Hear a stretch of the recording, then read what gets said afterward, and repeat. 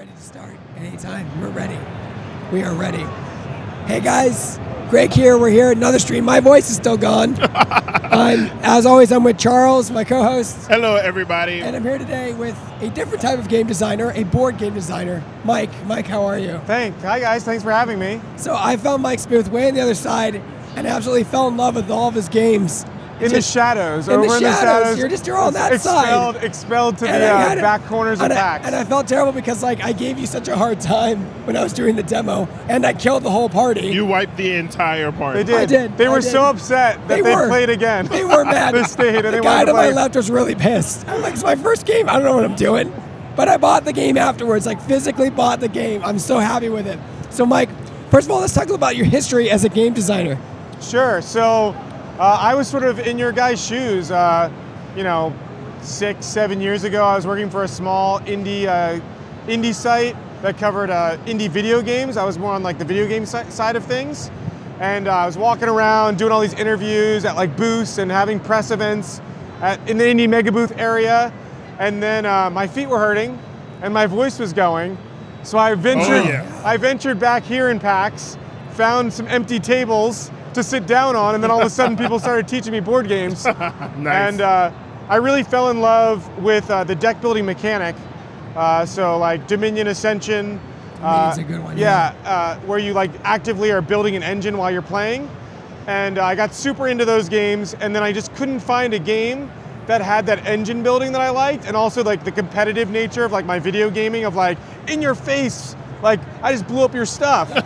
So that's what, then I started making my own game based on what I wanted out of that. Yeah. And that's what became Brass Empire. Brass Empire is a steampunk. This is Brass Empire. Yeah, this is Brass Empire under here. So Brass Empire is a steampunk deck builder where you play sort of an evil corporation seeking to be the most powerful. You're a greedy corporation, so you hire employees to toil away at your company and generate resources for you. And you use those resources and your R&D department to make crazy contraptions like mechanized samurai to attack and destroy your opponents' buildings and infrastructure. And how many cards are in this game? You have a lot of cards. Just under 300, so, 280 or something. 280 some cards. That's a lot of cards, man. For a deck building game, it's a deck building game and an RTS and an in-your-face thing as well. Well, the whole thing is that there's two purchase rows, not just a single row where everything comes out of. You have an R&D department with their own type of cards, and then your sort of standard deck building row. Yeah. And then there's some combat from games like Hearthstone and Magic, light combat mechanics, because I like that stuff where you're rubbing in someone's face and it's a little more competitive. Nice. What made you want to do steampunk? I just felt like it was an underrepresented genre in tabletop. Everything's fantasy and Dungeons and Dragons. This is true. Stuff. That's very true. Magic, and then sci-fi is probably next. So I sort of always look for themes that I think are a little underrepresented. I mean, Maximum Apocalypse, post-apocalyptic is bigger in video games, but it's not as prevalent in board games. Yeah. Right. To convey, I think, in board games. Yeah. Hard to convey. And then at your booth, what I fell in love with was this next game you're going to show us, Maximum Apocalypse. So Maximum Apocalypse is the game that really made me take notice of game design. I've always sort of done it on the side. So after Brass Empire, I sort of took 2 years to work on Maximum on the side, and I launched it right before my second daughter was born. Oh, wow. Right as I was selling a company, I was selling my company to sort of focus on being a stay-at-home dad, and I was like, this game's been done for a while. I should launch this Kickstarter, and then it did way better than I expected. So I mean, you have an expansion Kickstarter right now, and it's 497% funded. Yeah. It's definitely going to beat the Kickstarter for this one, actually. That's great, man. Oh wow, nice. I think this one was 150, and we're already at 120. So okay, well, congrats on that. It's not even 2 weeks. It'll be 2 weeks on Tuesday. So perfect. So we've got 2 more weeks. I know it's kind of hard to explain a board game in a few minutes with a single sheet, but kind of walk us through the game and how it works. Well, I know that people like seeing, or at least board gamers like seeing components, so I'll put out some of the more exciting stuff. So the key things about Maximum Apocalypse, I think, are that there's a map that you randomly generated. As I mentioned, I'm a big video gamer, and that's sort of where I started. So, all those indie games now are procedural generated, random levels. Every time you play it, it's the same game, but the levels are different. Right. Yeah. So you basically do how you can do that with a board game, which is you randomly generate a map. you know, start at a location, and then you'll start navigating this map, flipping tiles. Some are good, some are bad, trying to find your way and escape back to the van. And then another sort of aspect of those video games is, you know, unlike a Metroid game which has a set map and you're constantly like upgrading your character and getting better, every time you play those procedural generated games, you're starting back from scratch. And it's just how good you're getting at playing the game, how much skill you have. Right. So in Maximum Apocalypse, that skill is represented by a character deck. So this is the fireman. He has his own deck of cards. So your skill is about learning these cards, knowing when to dig for cards and the actions and abilities you need, whether you need your shotgun or your lighter, you know, or whether you need to use your a powerful action like fireman stamina to sprint back to the van to make a daring escape. And like each class plays differently. Absolutely, and like, and they, some of them complement each other and some of them don't. So like it's almost part of the meta. What class are we playing today? Oh, you know absolutely. What I mean? Like, I mean, there's a lot of analogous stuff with video games. So the fireman, I always say, is like a short-range tank. So he's got the most health and is really good up front when he has his axe, but has almost no range weapons. So, you know, you may like to play support and be the surgeon where you're going to sit behind the tank and just boost him up, keep him healthy. That's definitely me. Yeah, and take all out the of trouble. Yeah, take all the damage. But if you go off on yourself, on the surgeon, you've got almost no attack at all, so you could die really quickly. So it's definitely about figuring out within each mission which combination of characters works the best. It's interesting because this is not a competitive game. It's competitive, but it's co-op, cooperative.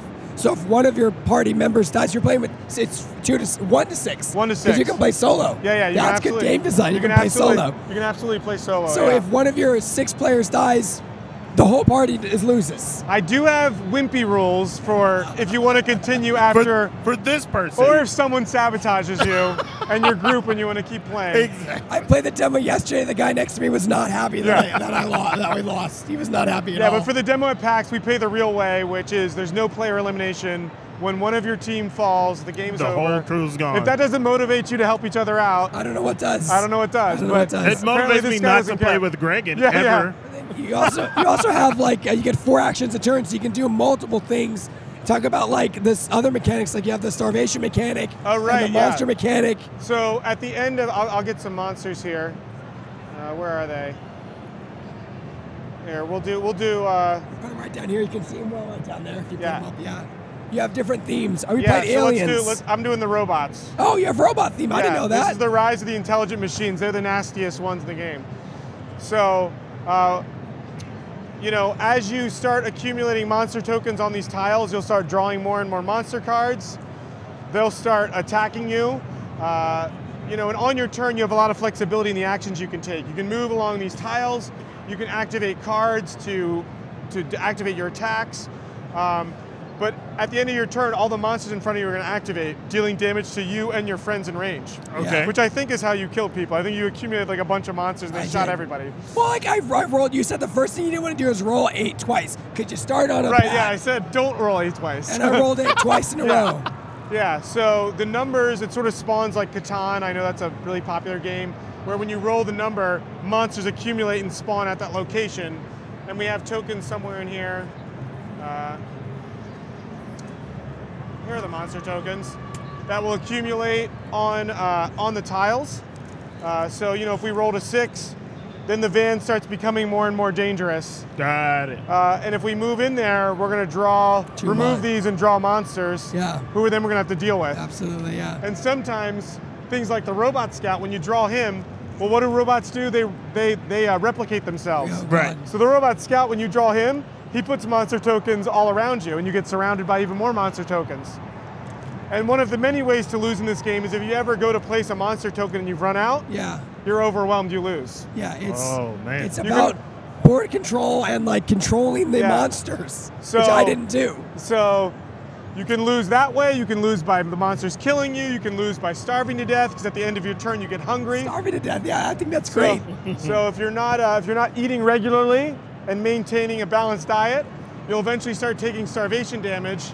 And then even if you're the mighty tank, the mighty fireman, with 30 health, It chips you down pretty quick there. If you're here, you're dead no matter what. Doesn't matter how much health you're left. You starve to death. Not only that, when you get in that red, you flip your card over and like you lose your ability and you become slower. Oh, so it's okay. like, and louder. And louder. Yeah, because you have to. You also have. It's not just it's dice. You have a bunch of dice mechanics in this game too, which is you're implementing all of these things I love. Yeah. Absolutely everything I love about. Yeah, there are board games in this stealth game. checks. There's not a lot of stealth checks, but there are a few stealth checks. And obviously you're rolling dice to spawn the monsters every turn, yeah. It's amazing, man. Yeah. So like, where did this idea come from? I mean, it was definitely inspired from all the procedural generated video games I was playing, like back to Spelunky. Absolutely. Through like Enter the Gungeon and some of the newer ones.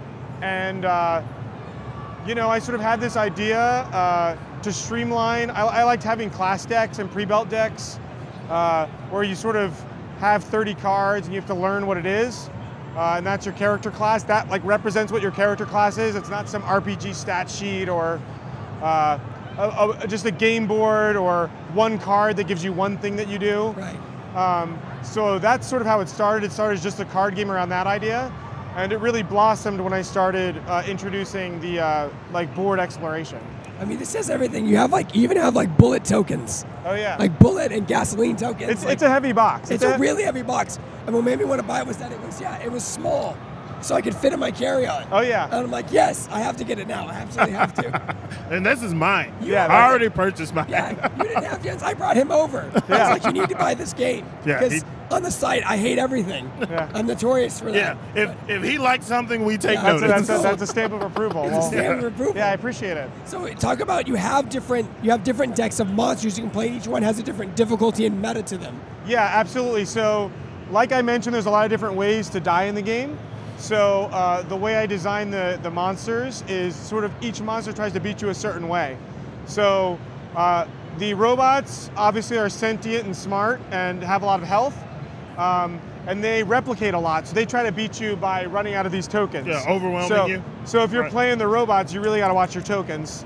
And they're harder to kill and disperse, so every time you're taking a token and removing a token by drawing a monster, it's even a bigger threat than normal.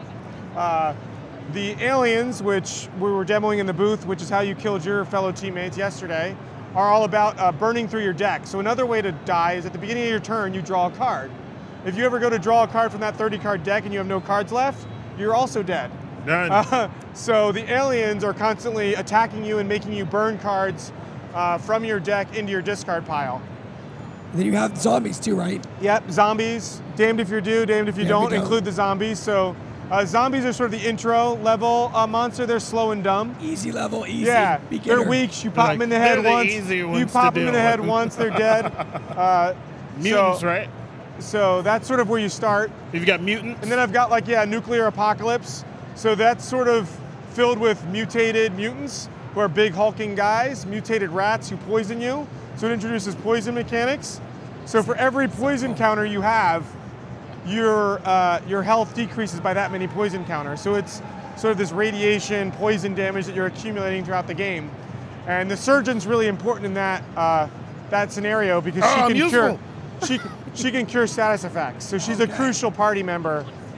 Play against the mutants without the surgeon is rough. It's a bad time. There's some antidotes and rads that you can find in the deck, but there's a lot of mutant rats. Those mutant rats bite you and poison you a lot. So basically you have multiple themed decks you can play against, and with each deck, the map also changes. Yeah, right? Based on the scenario. There are some theme-related tiles that sort of fit each theme. So the factory is where the robots like to replicate themselves. We've got military bases to fight the robots and sort of resistance Terminator style stuff. The aliens obviously have there's a crash site where you can go in and try to hack their ship, steal their technology. There's some missions and some light campaign elements. Objectives to win the game. Within the game. There's bandits. So in the nuclear holocaust, there's a lot of military remnants with gas masks that want to take your stuff. Say, hey, give me your stuff or I'll beat you up. And stuff like that. And then there's like an old nuclear reactor, which obviously leaches poison and radiation. There's a graveyard for the zombie deck that resurrects the zombies. Obviously they're undead, so they like to come back a lot from the dead, even though they're easy to kill. Yeah, so I try to incorporate the themes that gamers and people expect into the game design itself. So how many classes do you have in the base game? So this box contains 6 different classes. We have the fireman, the gunslinger. He's one of the best. He's the DPS of the game. Okay. For you gamers out there. Yeah. As long as he has ammunition. Of course, if you run out of ammunition, He's useless. in the Apocalypse, you got to find more, and his guns don't do anything. There is the surgeon, which we've talked about. There's the mechanic, who's more of a board control. She can send in drone strikes to remove all those tokens. Okay. From a tile. That's good. She can jumpstart cars to warp people around the map to help each other. And she can also set up some defensive things. There's the hunter, who has a bow and arrow and can sort of flip the tiles before you move into them. Yeah, I played her. She scouts. That's the sneaky one. That's the quiet one. Okay. Yeah, she's sneaky. Who else do we have in here? The mechanic. Oh, and then we have the veteran and his dog. He's got his trusty dog by his side. He's a bit of a loner. He's sort of a jack of all trades. I love this. I love the references. Yeah, and I'm totally getting the references here. Then we have the Kaiju Rising expansion. Yes, that's a new expansion. Talk about that. Right, so that expansion was sort of unlocked as part of our successful Kickstarter last year at this time. It's sort of Pacific Rim, so it's giant robots you can jump into. Okay. It's a race to get to the giant robots. The big Kaiju, it's basically like one epic boss you've got to beat. And at first, they don't even care about you. You're just ants to them. They're just running around, swinging their tail, dealing damage to you. You're taking cover, and you're trying to make it to robots. And then once you power on the robots, the Kaiju start getting annoyed at these bee stings and guns that you're shooting at them, and they start coming after you, and it becomes a lot more difficult. And that expansion has 2 more additional classes. It does. It has the scientist, who only has 20 cards in his deck. Wow. But he's smart. So what his basic ability is that he can add a card from another player's discard pile to the bottom of his deck. Oh, So he learns from the other characters. Okay, And when he gets his laptop out, he can flip his deck over. So not only can he jump to those cards he's adding, but he can see the cards, because they're face up now, Okay. and see what he's drawing every turn. Now, can you That's pretty play neat. that, like say if you want to play the scientist and the zombie, can you do that? Absolutely. So it's all intertwined. Everything's modular. As you add things to this game, it's just more options. That's incredible. You never need anything. You never need everything, but It's if nice you to have the options. Yeah, if you have the Army Ranger from the Kaiju Rising deck, you can play him in any of the scenarios. We were demoing him. He's really fun. He's like the best long-range sniper damage. If he gets a monster on him, he needs help getting him off. But he does like the most damage from long range. And you guys also have a Kickstarter for another expansion. We do. We have a deluxe expansion right now that introduces 3 new characters: the Ronin, the Priest, the Adventurer, who's sort of like an Indiana Jones type. Nice. Okay. And a bunch of new sort of expansion ideas: a day and night deck, vampires and werewolves as monsters. Japanese folklore like yokai and oni and dragons. And then we also have like the Cthulhu mythos. Yes, Cthulhu. And they drive you Lovecraft. insane every time you see one of the monsters. You have these new status effects and hindrances placed on you where you start hallucinating and you start becoming paranoid of your fellow teammates and losing actions. I kickstarted that this morning, by the way. Yeah. You did? Yeah. I was like, damn it. Like you said, you that don't what have to else? have it all, but I want it all. Yeah. I have to have it all immediately. That's so cool, man. And then talk about this mat is something cool too. I bought this mat. This is my mat. I mean, the mat is completely superfluous. It just helps you learn and play the game. It gives you places to place your character and survivor deck, gives you your discard pile. You can count your 4 actions every turn. There are a couple of cards that give you extra actions, so that's why we go up to 6. You can play trigger happy and get 2 more actions if you're the gunslinger. So people love mats. Yeah. I mean, it does. You're like, I don't get it, but okay. It gives you a want nice mat? place to place all your monsters. It does. And it shows you your inventory. You have 4 inventory slots represented gear. for gear. Yeah. So you can see where it takes up. The best gear typically takes up 2 slots, so that's where that stuff goes. And then the thing you don't have here because it's still in development, exclusive, is this new game you're working on. Can we talk about that? So it's actually pretty serendipitous. Because of my last Kickstarter, we actually, let me see if I have, I believe, so in here, as part of this Kickstarter, there was a Kickstarter for a comic book going on at the same time, which takes place in an alternate 1920 era, where the Earth, back in the Wild West times, the Earth all the water evaporated for some supernatural reason. And the supernatural and these curses became real, and obviously a lot of humanity died, so everyone was stuck in Wild West technology times, and everyone lives in the floor of the oceans, digging wells for the last of the water. And And some people rely on curses to survive in this new world based on the supernatural. So this comic book was going on at the same time as us, and some backers were seeing both of our games and thought they were very similar. So I connected with the author of the comic book. We did a promo card based on the main character, the redhead. The gunslinger. Who's in the Kickstarter version of the box as an alternate character card for the gunslinger. Okay. And then me and the artist started getting along, started talking about how he wanted to make a board game. I started telling him my ideas. Yes. Then we started saying, well, this comic book can make a great board game. So he was at PAX, the first time we met in person, and we play tested. I've been working on a prototype based on the Few and Curse comic book, where you'll play as a curse chaser, chasing down these people who are relying on curses, who are becoming like these giant snakes and crows that tear kids and people apart. Reminds me of that Hunt. Yeah, definitely. The crows tear people apart and then capture the kids and bring them back to so cool. Manolana, which is like an old, by Hawaii. It's now the Honolulu Mountains, because islands, when the oceans evaporated, are now mountains. And it's in the foothills, like underwater by Hawaii. And that's where the crows take people. So in that game, you'll be chasing down crows, giant snakes, getting bounties for money. You'll be building an engine to make improvising as a curse chaser. Can I give you my money now? Yeah. I mean, I'll take it. When does it? It's the first official pre-order. When the hell does it come out? I think it'll hit Kickstarter in early 2019. Okay, so you take your time in games. That's good. Yeah, we're just starting. I was at Unpub 2 weeks ago, which is down in Baltimore, where you take unpublished games to play test them, sort of rough games. Some people take them to sign them to other publishers. As a publisher, I go there to look at other games and to work out my own games with testers who are sort of expecting to see games on index cards. So I just sort of finished playtesting it. I'm solidifying the game mechanics. We playtested it last night with Felipe, the comic book author. He loved it. He's like, it's great. And I was like, it's okay. It still needs work. I heard there was a lot of arguing at that playtest last night. It was mostly with my brother. With your brother? With my brother. Not simultaneously. What does that mean in a game?